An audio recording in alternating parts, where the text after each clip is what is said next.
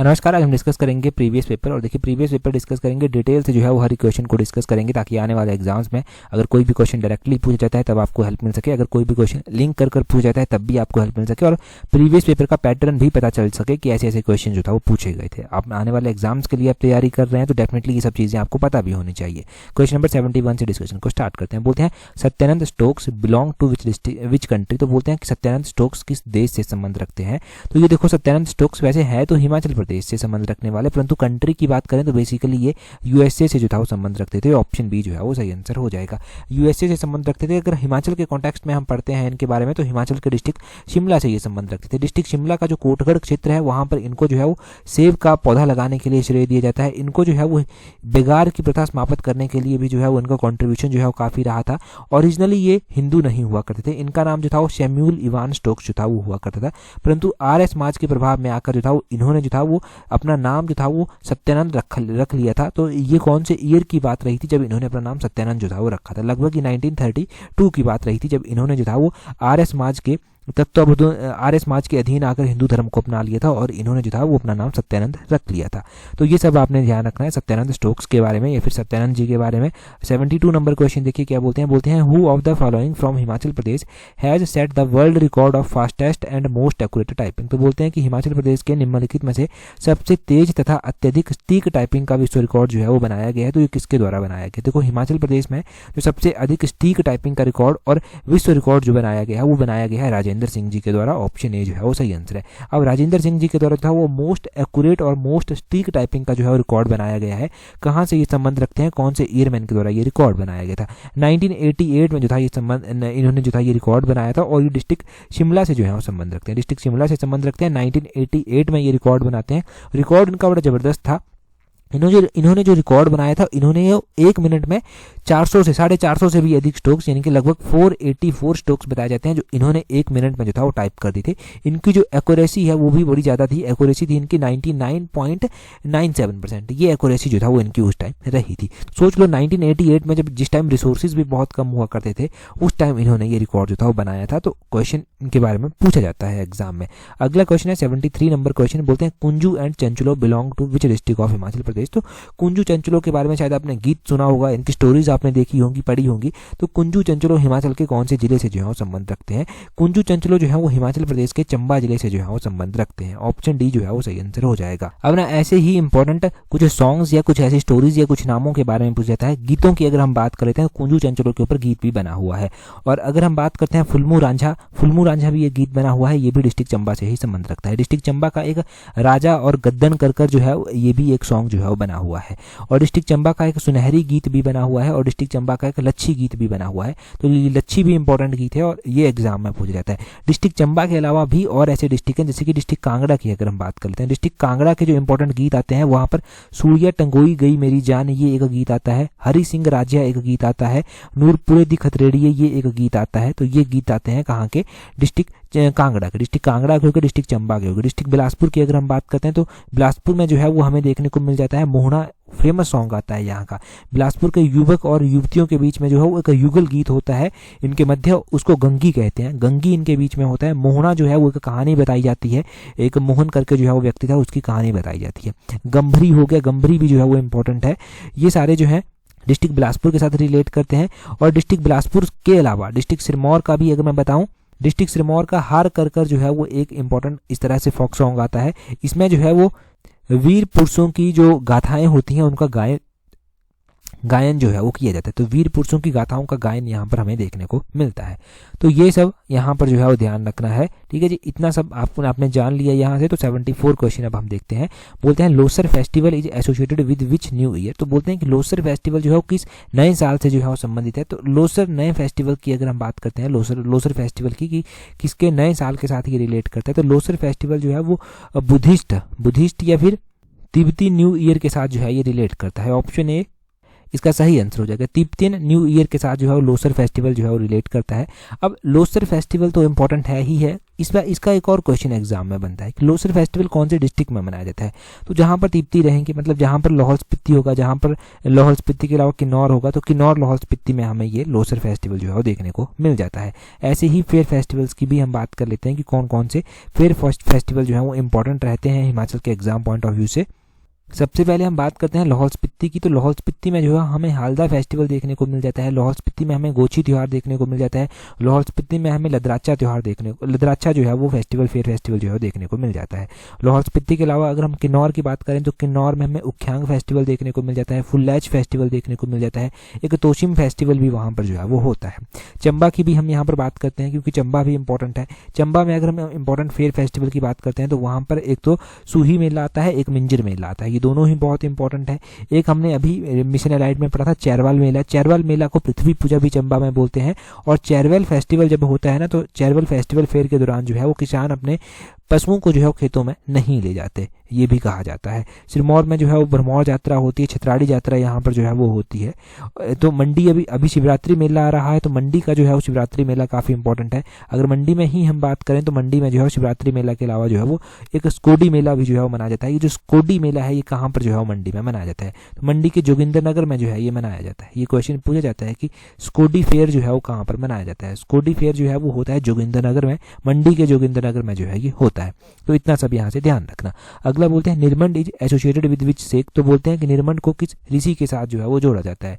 अगर हम बात करें कि निर्मंड को किस ऋषि के साथ जोड़ा जाता है तो निर्मंड को जो है वो भगवान परशुराम के साथ जोड़ा जाता है। ऑप्शन ए जो है वो सही आंसर है। निर्मंड में जो है भुंडा फेस्टिवल जो है वो काफी इंपॉर्टेंट रहता है। तो भुंडा फेस्टिवल जो है वो लगभग 12 वर्षों के बाद आता है और भगवान परशुराम के साथ जो है उसको यहाँ पर जोड़ते हैं। निर्मंड की बुढ़ी दिवाली भी जो है वो काफी फेमस है। और अगर हम बात कर ही रहे हैं यहाँ पर कि भुंडा फेस्टिवल निर्मंड में होता है, ज़रूरी नहीं कि ये स्पेसिफिक रूप से निर्मंड में ही होता है। अभी हमने देखा कि डिस्ट्रिक्ट शिमला की जो स्पेल वैली है रोहड़ू की, वहाँ का दलगांव गांव है, दलगांव में जो है वो अभी भुंडा जो महायज्ञ है वो हुआ। लगभग 40 सालों के बाद जो था वो ये भुंडा महायज्ञ वहाँ पर हुआ था। तो उसके बारे में डिटेल से हमने पढ़ा था। तो क्वेश्चन क्या पूछ लेंगे कि अभी हाल फिलहाल में जो है भुंडा महायज्ञ कहाँ पर किया गया है, तो वो रोहड़ू की स्पेल वैली है। स्पेल वैली के अलावा विलेज पूछ लिया जाए तो डलगांव विलेज जो है हो जाता है, डलगांव विलेज में जो था ये हुआ था। तो इतना सब यहाँ से ध्यान रखना। हमने भुंडा को जोड़ा निर्मंड के साथ, निर्मंड के बारे में जान लिया। एक एग्जाम में तो क्वेश्चन आपने ये भी देखा था कि निर्मंड कौन से डिस्ट्रिक्ट में आता है, तो निर्मंड कुल्लू डिस्ट्रिक्ट में जो है वो आता है। ये कुल्लू डिस्ट्रिक्ट में निर्मंड जो है वो आता है। नेक्स्ट क्वेश्चन देखते हैं। अगले क्वेश्चन में बोलते हैं who presented the golden house over the Holi flame in the Jwalamukhi temple. तो बोलते हैं कि किसने जो है वो ज्वालामुखी मंदिर में जो है पवित्र ज्वाला पर जो है वो स्वर्ण घर जो था वो प्रस्तुत किया था। तो ये किसने किया था, ये जो था वो अकबर के द्वारा जो था वो किया गया था। ज्वालामुखी मंदिर में पवित्र ज्वाला पर जो स्वर्ण घर की प्रस्तुति की गई थी वो जो था वो अकबर के द्वारा की गई थी। इसमें आपने गीत भी सुना होगा कि नंगे नंगे पैरे अकबर आया, सोने का छत्र लेकर आया। तो उस तरह से वो सोने का छत्र जो था वो वहां पर लेकर आया था। और एक बार ना अकबर को किसी ने बताया था कि ज्वालामुखी माता में जो मंदिर है, ज्वालामुखी माता का जो मंदिर है वहां पर ना ज्योति जो है वो खुद से जलती है। तो अकबर को शक हुआ। अकबर ने क्या किया, ज्योति का जो है परीक्षा लेनी चाहिए कि ऐसा तो हो ही नहीं सकता। अकबर ने जो है पानी की एक नहर जो था वो यहाँ पर डलवा दी थी, जिससे जो था ज्वाला तो बुझी नहीं, बुझाने की कोशिश की गई परंतु नहीं बुझी। और अकबर जो था वो यहाँ से दैवीय शक्ति को जो था वो स्वीकार किया था और समर्पण खुद का यहाँ पर कर दिया था। और उसने जो था वो यहाँ पर सोने का छत्र जो था वो भेंट भी किया था। तो ये पूरी कहानी जो था वो रही थी यहाँ की। अगर हम देखते हैं कि मुगलों का प्रभाव किस तरह से यहाँ पर रहता है हिमाचल में, तो जहांगीर की बात करना ज़रूरी है क्योंकि जहांगीर ने जो है वो नूरपुर के राजा जगत सिंह की सहायता से जो था वो कांगड़ा किले को भेड़ डाला था, कांगड़ा किले पर अपना कंट्रोल कर लिया था। और कहा जाता है कि जहांगीर जो था वो अपनी पत्नी नूरजहां के साथ जो था वो नूरपुर आया भी था। नूरपुर आया था वो 1622 ईस्वी में और उस टाइम नूरपुर का नाम धमेरी हुआ करता था। अब जगत सिंह ने जो था वो जहांगीर को इम्प्रेस करने के लिए और एक तरह वो जहांगीर का सम्मान भी करता था, जहांगीर की पत्नी को अपनी बेटी की तरह मानता था। उसने जहांगीर की पत्नी नूरजहां के नाम पर जो था वो नूरपुर का नाम बदल दिया और नूरपुर का नाम जो था वो बदलकर जो था नूरपुर रख दिया था, मतलब धमेरी का नाम बदलकर नूरपुर रख दिया था उसने। इस तरह से जो था वो उसने किया था। अगर हम बात करते हैं कांगड़ा किले की, तो कांगड़ा किले के बारे में भी क्वेश्चन पूछते हैं। बोलते हैं कि कांगड़ा किले के जो पहले मुगल किलेदार थे वो कौन थे। तो कांगड़ा किले के पहले मुगल किलेदार का नाम भी ध्यान रखना है। कांगड़ा किले का पहला जो मुगल किलेदार था वो नवाब अली खान जो था वो हुआ करता था, और कांगड़ा किले का जो अंतिम मुगल किलेदार था वो नवाब सैफ अली खान जो था वो हुआ करता था। तो कांगड़ा किले का पहला मुगल किलेदार कौन था, कांगड़ा किले का अंतिम मुगल किलेदार था, वो भी क्लियर हो गया। अगला क्वेश्चन है 77 नंबर क्वेश्चन, बोलते हैं mountaineering institute in Himachal Pradesh is situated at. तो हिमाचल प्रदेश में ये पर्वतारोहण संस्थान है, ये कहाँ पर स्थित है? इस पर्वतारोहण संस्थान को जो है वो अटल बिहारी वाजपेयी जी के इसका नाम रखा गया है। अटल बिहारी वाजपेयी माउंटेनियरिंग इंस्टीट्यूट भी इसको बोलते हैं। और ये जो अटल बिहारी वाजपेयी माउंटेनियरिंग इंस्टीट्यूट आता है ये आता है मनाली में। मनाली में ऑप्शन बी सही आंसर है, मनाली डिस्ट्रिक्ट कुल्लू में जो है ये आता है। अच्छा, इसके बारे में भी क्वेश्चन पूछ जाते हैं कि इसकी स्थापना कब की गई थी। तो इसकी स्थापना जो था वो लगभग 1961 में जो था वो इसकी स्थापना की गई थी। 1961 इसकी स्थापना का ईयर ध्यान रखना है। और इसके जो पहले निदेशक बने थे उनका नाम भी कई बार एग्जाम में पूछा गया है, तो हरनाम सिंह उनका नाम जो था वो हुआ करता था। अगर हम खेलों से रिलेटेड ही ऐसा कुछ हिमाचल में जानने की कोशिश करते हैं तो हिमाचल प्रदेश में जो है क्रिकेट स्टेडियम भी जो है वो आता है। ये जो क्रिकेट स्टेडियम है फेमस वाला वो धर्मशाला का क्रिकेट स्टेडियम है, और उस धर्मशाला क्रिकेट स्टेडियम के बारे में भी क्वेश्चन जो है वो पूछते हैं। बोलते हैं कि वहाँ पर जो सबसे पहला एक दिवसीय अंतर्राष्ट्रीय क्रिकेट मैच हुआ था वो कब हुआ था? वो 2013 में हुआ था। एक एग्जाम में क्वेश्चन पूछा गया कि वो कौन कौन सी टीम के बीच में हुआ था, तो भारत और इंग्लैंड के बीच में जो है वो हुआ था। अब तो आप देखते हैं कि आईपीएल के मैच वहां पर होते रहते हैं और भी अलग अलग मैच जो है वो वहां पर होते रहते हैं, परंतु इसमें जो मैच हुए हैं वो 2013 में भारत और इंग्लैंड के बीच में सबसे पहला मैच जो था वो यहाँ पर हुआ था। तो ये आपने इंटरनेशनल क्रिकेट स्टेडियम जो धर्मशाला का है उसके बारे में ध्यान रखना है। जब मैं पर्वतारोहण संस्थान की बात कर रहा हूं आपके साथ तो मैं डिक्की डोलमा का नाम जरूर यहां पर मेंशन करूंगा। डिक्की डोलमा जो है वो हिमाचल प्रदेश की एवरेस्ट पर चढ़ने वाली सबसे कम उम्र की महिला पर्वतारोही जो था वो बनी थी। सबसे कम उम्र की पर्वतारोही थी जिन्होंने माउंट एवरेस्ट पर जो था वो चढ़ाई की थी। और डिक्की डोलमा के द्वारा कौन से ईयर में जो था माउंट एवरेस्ट पर चढ़ाई की गई थी? तो डिक्की डोलमा के द्वारा जो माउंट एवरेस्ट पर चढ़ाई की गई थी वो 1993 में जो था ये माउंट एवरेस्ट पर चढ़ती है, और सबसे कम उम्र की महिला उस टाइम ये बनी थी जो माउंट एवरेस्ट पर चढ़ी थी। ठीक है, लगभग उस टाइम उनकी उम्र जो था वो सिर्फ 19 साल जो था वो हुआ करती थी। अगला क्वेश्चन हम देखेंगे, अभी नेक्स्ट क्वेश्चन को डिस्कस करेंगे, परंतु उससे पहले देखिए अगर आप तैयारी कर रहे हैं Himachal Pradesh public service commission के पेपर 1 के लिए, हाई कोर्ट के लिए या फिर आप हिमाचल प्रदेश के आने वाले एग्जाम्स के लिए तैयारी कर रहे हैं तो हमारी टेस्ट सीरीज को जो है प्रैक्टिस कर सकते हैं। टेस्ट सीरीज का लिंक नीचे डिस्क्रिप्शन बॉक्स कमेंट बॉक्स में दिया गया। अगर आप चाहते हैं कि हिमाचल के सभी एग्जाम्स की तैयारी कॉम्प्रिहेंसिव वे में आप कर पाएँ एक प्लेटफॉर्म से, तो इस टेस्ट सीरीज का स्लॉट 1 ज्वाइन आप कर सकते हैं और अच्छे खासे डिस्काउंट में आप टेस्ट सीरीज को अवेल कर सकते हैं और अपनी स्टडी को एक अच्छी शेप दे सकते हैं। साथ ही जो आपकी कमियां रह जाती हैं, छोटी छोटी कमियां जहां से एग्जाम क्वालिफाई करने में दिक्कत आती है, उन कमियों को इंप्रूव करके जो है वो आगे बढ़ सकते हैं। आगे बोलते हैं who was born at Riwalsar, तो बोलते हैं इनमें से जो है वो कौन रिवाल्सर में जो है वो पैदा हुआ है। तो देखो रिवाल्सर की जब बात की जाती है तो इनमें से पद्म संभव जो है वो रिवाल्सर में पैदा हुए। ऑप्शन सी जो है वो सही आंसर है। रिवाल्सर लेक के बारे में भी हम पढ़ते हैं, और रिवाल्सर एक ऐसा स्थान है जहां पर जो है वो हिंदू धर्म के लोग भी, बौद्ध धर्म के लोग भी और सिख धर्म के लोग भी है जो है वो जाकर पूजा करते हैं। तो ऐसा स्थान कौन सा है? कई बार इंटरव्यू में भी क्वेश्चन पूछा जाता है कि हिमाचल का ऐसा कौन सा स्थान है जहां पर ये तीनों धर्मों के लोग जाकर जो है पूजा करते हैं। तो रिवाल्सर ऐसा स्थान है जहां पर हिंदू, सिख और बुद्धिस्ट धर्म के लोग जाकर जो है वो पूजा अर्चना करते हैं। अब जब मंडी डिस्ट्रिक्ट की बात हो रही है तो मंडी में कौन कौन सी इंपॉर्टेंट लेक्स जो हैं वो आती हैं। अगर हम मंडी की लेक्स की बात कर रहे हैं तो मंडी में रिवाल्सर लेक और पराशर लेक तो बड़ी ही कॉमन सी है जो याद रह जाती हैं। इसके अलावा मंडी में सुखसार झील आती है, मंडी में कलासर झील आती है, मंडी में कुंतभ्योग झील भी जो है वो आती है, मंडी में पंडोह झील भी आती है। पंडोह झील जो है ये इंपॉर्टेंट झील है। ये जो पंडोह झील बनाई गई है ना, यहाँ पर ब्यास और सतलुज नदी का पानी डाइवर्ट कर जो है इस लेक को जो है बनाया गया है। तो ये भी इंपॉर्टेंट एक तरह का क्वेश्चन जो है वो बनता है। अक्सर जो है आपको देखने को मिलता है कि आर्टिफिशियल लेक्स के बारे में क्वेश्चन पूछा जाता है। तो आर्टिफिशियल लेक्स एक तो ये पंडोह झील हो गई, इसी तरह से जो है वो हमें गोविंद सागर झील देखने को मिलती है। ये हिमाचल प्रदेश की सबसे बड़ी जो है वो आर्टिफिशियल लेक जो है वो आ जाती है। आर्टिफिशियल लेक आती है गोविंद सागर झील सबसे बड़ी, और नेचुरल झील की अगर हम बात करें हिमाचल की तो वो जो है वो आ जाती है आपकी रेणुका झील जो कि डिस्ट्रिक्ट सिरमौर में जो है वो आती है। ठीक है जी, तो ये सारे क्वेश्चंस हैं। यहाँ से बोलते हैं first Himachali to lead Olympic hockey team is, तो बोलते हैं पहले हिमाचली कौन थे जिन्होंने ओलंपिक्स में जो था वो हॉकी टीम का नेतृत्व जो था वो किया था। तो हिमाचल के थे ये चरणजीत सिंह जिन्होंने जो है ओलंपिक्स में हॉकी टीम का जो था वो नेतृत्व किया था। 79 का ऑप्शन ए जो है वो सही आंसर हो जाएगा। चरणजीत सिंह कहाँ से संबंध रखते थे? चरणजीत सिंह हिमाचल के ऊना जिले से जो है वो संबंध रखते थे, और इन्होंने जो था वो हॉकी को लीड किया था, मतलब हॉकी की जो इंडिया की टीम थी उसको इन्होंने लीड किया था। चरणजीत सिंह को इसके लिए अर्जुन पुरस्कार भी दिया गया, इनको पद्मश्री पुरस्कार भी जो था वो उसके लिए दिया गया। इन्होंने जो ओलंपिक्स में भारतीय टीम की कप्तानी की थी वो कौन से ईयर में बात रही थी और वो ओलंपिक्स हुए कहाँ पर थे? तो वो ओलंपिक्स हुए थे टोक्यो में, टोक्यो जापान में इन्होंने उसकी मेजबानी की थी और 1964 की जो था ये बात रही थी जब इन्होंने जो था वो मेजबानी की थी। तो इसके लिए इनको अर्जुन पुरस्कार मिला, पद्मश्री पुरस्कार भी जो था वो इसके लिए दिया गया। कई बार कुछ नहीं करता एग्जामिनर, सिंपल क्वेश्चन पूछ लेता है कि चरणजीत सिंह कौन सी खेल से जुड़े हुए हैं, तो ये हॉकी खेल से जुड़े हुए हैं। कौन से जिले से संबंध रखते थे वो तो मैंने आपको बता ही दिया। साथ में ही 1964 भी आपको पता चल गया जब इन्होंने जो था वो इंडियन हॉकी टीम को लीड किया था। ऊना डिस्ट्रिक्ट की बात हो रही है तो ऊना डिस्ट्रिक्ट के ही अभी एक प्लेयर है जिनके द्वारा जो है वो इंडिया को फिर से लीड किया गया है और पैरालंपिक्स में उनके द्वारा इंडिया को जो है वो लीड किया गया है, वो है निषाद कुमार। निषाद कुमार जो है वो इंपॉर्टेंट है, इनके द्वारा जो है वो इंडिया को जो है वो लीड किया गया है। 2024 के जो समर ओलंपिक्स हुए हाई जंप में जो है वो इनके द्वारा था वो यहाँ पर सिल्वर मेडल भी जो था वो जीता गया। और 2020 में टोक्यो में जो था वो ओलंपिक्स हुए थे, वहाँ पर भी इनके द्वारा जो था वो सिल्वर मेडल जो था वो जीता गया था। तो ये इनके मेडल्स हैं, वो भी आपको पता होना चाहिए कि इनके द्वारा कौन सा मेडल कहाँ पर जो था वो जीता गया। ऊना जिले से ही संबंध रखते हैं ये भी। अगला क्वेश्चन हम देखते हैं, बोलते हैं की monastery is located in which valley of Himachal Pradesh. तो वैसे तो आपको पता है कि की मोनेस्ट्री जो है वो हिमाचल प्रदेश के लाहौल स्पीति में स्थित है, परंतु कौन सी वैली में जो है ये मोनेस्ट्री जो है वो स्थित है। तो की मोनेस्ट्री की जब बात हो रही है तो की मोनेस्ट्री जो है वो कौन सी वैली में इनमें से आती है? ये स्पीति वैली में जो है वो आती है। क्वेश्चन नंबर 80 का जो है वो ऑप्शन बी सही आंसर हो जाएगा। स्पीति में जो है ये की मोनेस्ट्री आती है। हम ऐसी ही मोनेस्ट्रीज के बारे में जानते हैं जो हिमाचल में स्थित है। की मोनेस्ट्री स्पीति में आती है। हमें जो है ताबो मोनेस्ट्री देखने को मिलती है। ताबो मोनेस्ट्री जो है वो काजा में जो है वो आती है, काजा में ये मोनेस्ट्री आती है। हमें जो है वो इसी तरह देखने को मिलती है कारदंग मोनेस्ट्री। कारदंग मोनेस्ट्री जो है वो कहाँ पर आती है? केलोंग में जो है वो आती है। और साशूर मोनेस्ट्री आती है, साशूर मोनेस्ट्री भी केलोंग में आती है।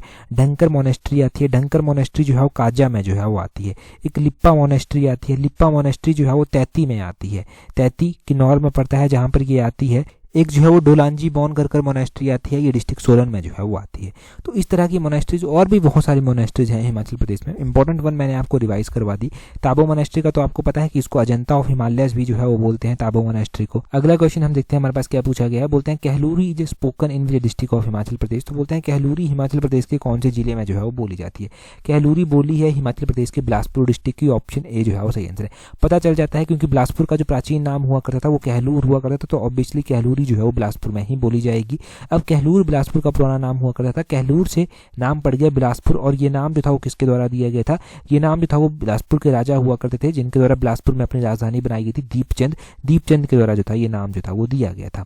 और अगर हम बात करते हैं कहलूर की तो यहाँ पर एक मेला भी होता है, बिलासपुर में एक मेला भी होता है, नलवाड़ी मेला जिसको बोलते हैं। नलवाड़ी मेला को किसके द्वारा स्टार्ट करवाया गया था? डब्ल्यू गोल्डस्टीन के द्वारा स्टार्ट करवाया गया था। अच्छा, कौन से ईयर में इस मेले को स्टार्ट करवाया गया था नलवाड़ी मेले को, वो आप कमेंट करके बताएंगे, वो आपके लिए थोड़ा सा काम जो है वो बनता है। ठीक है, अब हम बात करते हैं भाषाओं की। जो हिमाचल में अलग अलग भाषाएं, अलग अलग बोलियां जो हैं वो बोली जाती हैं। अगर हम बात करते हैं हिमाचल प्रदेश के किन्नौर जिले की लाहौल स्पीति की, तो यहाँ पर जो है वो ज़्यादा अलग अलग भाषाएं बोली जाती हैं। जैसे कि छितकुल भाषा बोली जाती है किन्नौर में, होमस्कंद भाषा है ये भी किन्नौर में बोली जाती है, और उसी तरह सुनामी भाषा आती है ये भी किन्नौर में बोली जाती है। बोलियां हैं एक तरह से। और लाहौल स्पीति की हम बात करते हैं तो लाहौल स्पीति में जो है वो चाकसा बोली जाती है, मनचाटी बोली जाती है, रंगलोई यहाँ पर बोली जाती है, और यहाँ पर जो है वो गारा बोली भी जो है वो बोली जाती है। हमारी बोली है पहाड़ी, और पहाड़ी भाषा की जो लिपि होती है वो टांकरी होती है। ये क्वेश्चन बड़े ही बेसिक क्वेश्चन हैं, ये बार बार रिवाइज भी नहीं होते, परंतु इस तरह के क्वेश्चन एक बार पढ़ लिए ना तो भूलने नहीं चाहिए। ये कॉमन क्वेश्चन हैं हिमाचल के। ये तो कॉमन मतलब एक अवेयरनेस है जो कि बड़े बेसिक लेवल से क्लियर होनी चाहिए आपकी। अगर हिमाचल जीके के बारे में कम नॉलेज है तो कोई बात नहीं, हमने यहाँ पर हर एक कॉन्सेप्ट आपका क्लियर कर दिया। चंबा की बोलियाँ, जैसे कि चंबा में भटियाती बोली बोली जाती है, चुराही बोली बोली जाती है, चंबा के पंगवाल में पंगवाली बोली बोली जाती है, तो इस तरह की बोलियाँ बोलते हैं। तो इतना काफ़ी है याद रखने के लिए। अगला क्वेश्चन बोलते हैं Baba Bhadwak Singh fair is celebrated in which district of Himachal Pradesh. की बाबा भड़वाक सिंह मेला हिमाचल प्रदेश के किस जिले में जो है वो मनाया जाता है? अगर हम बात करते हैं बाबा भड़वाक सिंह मेले की, तो देखो बाबा भड़वाक सिंह मेला जो है वो हिमाचल प्रदेश के डिस्ट्रिक्ट ऊना में जो है वो मनाया जाता है। डिस्ट्रिक्ट ऊना में ये बाबा भड़वाक सिंह मेला जो है वो मनाया जाता है, और ऊना इसका ऑप्शन बी जो है वो सही आंसर हो जाएगा। अगर हम बात करते हैं ऐसे ही इंपॉर्टेंट फेयर फेस्टिवल जो हिमाचल में मनाए जाते हैं जिनके बारे में क्वेश्चन पूछे जाते हैं, तो ऊना डिस्ट्रिक्ट में जो है वो माता चिंतपूर्णी का मंदिर भी जो है वो स्थित है, और माता चिंतपूर्णी का जो मेला है वो भी ऊना में ही जो है मनाया जाता है। ऊना का बसौली क्षेत्र है, बसौली में जो है वो पीर निगाह मेला जो है वो मनाया जाता है। और ये जो बाबा भड़वाक मेला है ये ऊना के मैडी में जो है वो मनाया जाता है, ऊना के मैडी में जो है वो उसको मनाते हैं। अब हम बात करते हैं ऊना की, तो ऊना शहर जो है वो इसकी नींव रखी गई थी बाबा कालाधारी जी के द्वारा। अभी हमने ऊना डिस्ट्रिक्ट जो है वो 2-3 दिन 4 पहले जो है वो टेस्ट सीरीज में पढ़ा भी है। तो ऊना, सोलन, सिरमौर और सोलन डिस्ट्रिक्ट मैंने वहाँ पर जो है वो कवर किए थे और बड़े अच्छे से बताया था मैंने इस डिस्ट्रिक्ट के बारे में। ऊना का हमने जसवां रियासत पढ़ी थी वहाँ पर कि जसवां रियासत की स्थापना पूर्वचंद के द्वारा की गई थी। 1170 ईस्वी में जो था वो पूर्वचंद ने इसकी स्थापना जो था वो की थी। ऊना की सवां नदी हमने पढ़ी थी जिसको शोक की दरिया या फिर रिवर ऑफ सौरो भी जो है वो ऊना में जो है बोला जाता है। ऊना जो है वो हिमाचल प्रदेश का ऐसा क्षेत्र है जहाँ पर 5 विधानसभा क्षेत्र जो है वो आते हैं और 1972 में ये डिस्ट्रिक्ट के रूप में बना था और इसका जो एरिया है वो हिमाचल प्रदेश के एरिया का 2.77% कवर करता है जो कि 1540 स्क्वायर किलोमीटर जो है वो है। ये सारे क्वेश्चंस यहाँ से बने। अगला क्वेश्चन है 83 नंबर क्वेश्चन, बोलते हैं Panchvaktra temple is located in which district of Himachal Pradesh की जो पंचवक्रता मंदिर है ये हिमाचल प्रदेश के किस जिले में जो है वो स्थित है। पंचवक्रता मंदिर जो है वो हिमाचल प्रदेश के मंडी जिले में जो है वो स्थित है। ऑप्शन सी जो है वो सही आंसर हो जाएगा। अब मंडी जिले में स्थित है, ये ज़्यादा चर्चा में उस टाइम भी आया था जब आपने लास्ट कुछ टाइम पहले देखा था कि मंडी में फ्लड आई थी, तो फ्लड में जो था ये मंदिर जो था वो ज़्यादा चर्चा में आ गया था। इस मंदिर के अंदर जो था वो रेत वगैरह चला गया था, तो डूबा नहीं था, मंदिर को कोई नुकसान नहीं हुआ था, परंतु काफ़ी मतलब रेत में चला गया था, तो इसलिए जो था ये मंदिर चर्चा में आया था, भगवान पंचवक्रता का मंदिर। हम बात करते हैं उन मंडी के ऐसे ही मंदिरों के बारे में। मंडी में जो है वो जो कामाख्या देवी मंदिर आता है जो कि पैगोडा स्टाइल में बना हुआ है। मंडी में जो है तारना देवी मंदिर आता है। तारना देवी मंदिर को जो है श्यामा काली देवी का मंदिर भी बोलते हैं, डोम स्टाइल में जो है ये बना हुआ है। मंडी में भगवान भूतनाथ का मंदिर जो है वो आता है, शिखर स्टाइल में जो है ये भगवान भूतनाथ का मंदिर बना हुआ है। और मंडी में मागरू महादेव का मंदिर आता है, मंडी में मागरू महादेव का मंदिर आता है और ये पैगोडा स्टाइल में जो है वो बना हुआ है। तो इस तरह के मंदिर, मंडी के मंदिरों के बारे में जो है वो ध्यान रखना। यहाँ पर लाहौल स्पीति दिया गया है, तो लाहौल स्पीति के मोनेस्ट्रीज हम ऑलरेडी कवर कर चुके हैं। यहाँ पर डिस्ट्रिक्ट चंबा भी दिया गया है। तो डिस्ट्रिक्ट चंबा के मंदिर में अगर आपको बताऊं तो डिस्ट्रिक्ट चंबा में जो है वो शक्ति देवी मंदिर आता है जो कि पेंटरूफ स्टाइल में बना हुआ है। डिस्ट्रिक्ट चंबा में जो है वो नरसिंह मंदिर आता है जो कि शिखर स्टाइल में बना हुआ है। मणिमहेश टेम्पल यहाँ का नगाड़ा स्टाइल में बना हुआ है। लक्षणा देवी मंदिर यहाँ का पेंटरूफ स्टाइल में बना हुआ है और लक्ष्मी नारायण मंदिर यहाँ का शिखर स्टाइल में जो है वो बना हुआ है। तो चंबा डिस्ट्रिक्ट भी क्लियर हो गया। कुल्लू यहाँ पर ऑप्शन में दिया गया है। कुल्लू डिस्ट्रिक्ट की बात करते हैं तो यहाँ पर बिजली महादेव मंदिर आता है जो कि पेंटरूफ आर्किटेक्ट स्टाइल में बना हुआ है। माता हडिम्बा देवी का मंदिर जो बहुत बार एग्जाम में पूछा गया, पैगोडा स्टाइल में बना हुआ है। मनु टेम्पल यहाँ पर आता है, ये भी पैगोडा स्टाइल में बना हुआ है। यहाँ पर जो है वो माता त्रिपुरा सुंदरी का मंदिर आता है, ये भी जो है वो पैगोडा स्टाइल में बना हुआ है। और यहाँ पर जो है वो जमलू देवता का मंदिर आता है जो कि मल्लाना में जो है वो स्थित है। और यहाँ पर दक्षिणी महादेव मंदिर भी जो है वो आता है। तो इस तरह के मंदिर हैं। बजौरा मंदिर रह गया एक, बजौरा मंदिर भी है कुल्लू में जो कि शिखर स्टाइल में जो है वो बना हुआ है। तो ये सारे के सारे मंदिर हो गए इन 4 डिस्ट्रिक्ट्स के जो यहाँ पर ऑप्शन में दी गई है। अगला क्वेश्चन है, बोलते हैं Thoda dance is performed in which district of Himachal Pradesh. तो हिमाचल प्रदेश में ना अलग अलग डिस्ट्रिक्ट्स के अलग अलग डांस आ जाते हैं। जैसे कि स्टार्टिंग में हमने सॉन्ग्स पढ़े थे, हम ना गीत पढ़े थे हमने अलग अलग, तो वैसे ही डांस भी जो है वो आते हैं। अलग अलग डिस्ट्रिक्ट के अलग अलग डांस जो है वो रहते हैं। ये ठोडा डांस कहाँ पर परफॉर्म किया जाता है? तो ठोडा डांस की अगर हम बात करें तो ये जो है वो महासू क्षेत्र में, एक तरह से मैं महासू क्षेत्र कहूँगा, जो सिरमौर को भी कवर करता था और सोलन को भी कवर करता था। तो ऑप्शन सी और ऑप्शन डी ये दोनों ही इसके सही आंसर जो है वो रहने वाले हैं। ठोडा डांस जो है वो इन दोनों में ही परफॉर्म किया जाता है। अगर हम बात करते हैं सिरमौर के डांसेस की मुख्य रूप से, तो सिरमौर में बुढ़ा डांस परफॉर्म किया जाता है, सिरमौर में रासा डांस परफॉर्म किया जाता है, बिरसू डांस परफॉर्म किया जाता है। सोलन की अगर हम बात करें तो सोलन में जो है वो ये ठोडा डांस ही हो गया और यहाँ पर अलग अलग फेर होते रहते हैं। मंडी की अगर हम बात करते हैं तो मंडी में जो है वो हमें कौन सा देखने को मिलता है? मंडी में जो है वो हमें बांठड़ा कर एक लोक नाट्य देखने को जरूर यहाँ का मिलता है। मंडी में जो सॉन्ग्स हमने पढ़े हैं वो निर्मंडार ये ब्राह्मणी एक सॉन्ग आता है, ना मन्या ओ हंसा एक इस तरह का सॉन्ग आता है, मनीराम पटवारिया सॉन्ग यहाँ का आता है। चंबा की अगर हम बात करते हैं तो चंबा में जो है वो झांझार डांस परफॉर्म किया जाता है, चंजा में घुरई डांस परफॉर्म किया जाता है, ढांगी और ढेपक डांस चंबा में परफॉर्म किए जाते हैं। तो ये 4 जिले भी यहाँ से कवर हो जाते हैं जो ऑप्शन में दिए गए हैं। नेक्स्ट क्वेश्चन देखते हैं, बोलते हैं which is the biggest irrigation project in Himachal Pradesh. इनमें से सबसे बड़ी जो इरिगेशन प्रोजेक्ट है वो कौन सी है हिमाचल प्रदेश की? तो इरिगेशन प्रोजेक्ट जो है शाह नहर परियोजना जो है वो इनमें से हिमाचल प्रदेश की सबसे बड़ी इरिगेशन प्रोजेक्ट जो है वो आ जाती है। तो इरिगेशन प्रोजेक्ट में जब भी ये क्वेश्चन पूछ जाए, शाह नहर परियोजना कांगड़ा जिले में जो है वो आती है, ये पता होना चाहिए। और ये सबसे बड़ी इरिगेशन प्रोजेक्ट जो है वो यहाँ की हिमाचल प्रदेश की जो है वो आती है। चलो एक क्वेश्चन मैं आपसे पूछता हूँ, आप मुझे कमेंट करके बताइए कि जो नाथपा जाखड़ी परियोजना है वो कितने मेगावाट की परियोजना है? नाथपा जाखड़ी परियोजना कितने मेगावाट की है और कौन से डिस्ट्रिक्ट में जो है वो आती है? जल्दी से कमेंट करके जो है बता दीजिए। अगर आपने टेलीग्राम पर हमें ज्वाइन नहीं किया है तो अपने टेलीग्राम से सर्च करना इस तरह से @allexam31 कर आपको हमारा टेलीग्राम चैनल जो है वो मिल जाएगा। टेलीग्राम पर हमें ज्वाइन कर लीजिए ताकि आने वाले एग्जाम्स की अपडेट आपको मिलती रहे। वहाँ पर मैंने 100 क्वेश्चंस की 100 क्वेश्चंस की एक 1 लाइनर क्वेश्चंस की PDF भी आपके साथ शेयर की है और भी इंपॉर्टेंट PDFs वहाँ पर आपके साथ शेयर की जाती है। तो टाइम टू टाइम वो सब आपको मिलता रहे, जल्दी से ज्वाइन कर लीजिए। That's all for today. Thank you very much for watching and listening it very patiently.